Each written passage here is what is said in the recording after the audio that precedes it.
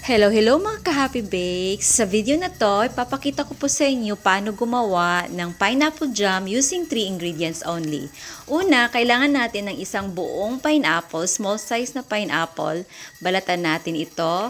At pagkatapos po ay dapat hihiwain natin ito sa maliliit na portion. Pwede namang tayong gumamit ng grater, pero mas gusto ko po itong ganito kasi gusto ko pa rin manamnaman yung buong pineapple.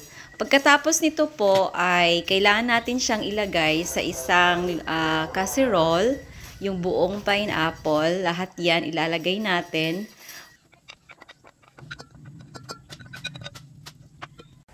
Pagkatapos ay isa lang natin ito sa kalan. Ngayon naman maglalagay tayo ng half cup na granulated white sugar. Pagkatapos naman ay 1/4 cup ng brown sugar. Ano ba yan?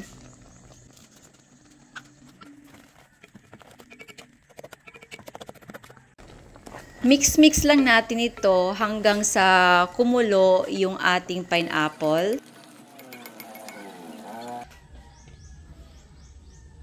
Pagkatapos nito ay kailangan natin ng 2 kalamansi. Hiwain natin ito, tapos tanggalin natin yung extract. Make sure na walang butong kasama.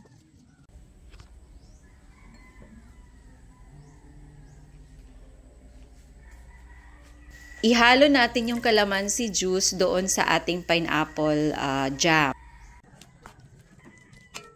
Continue boiling the jam until po maging sticky.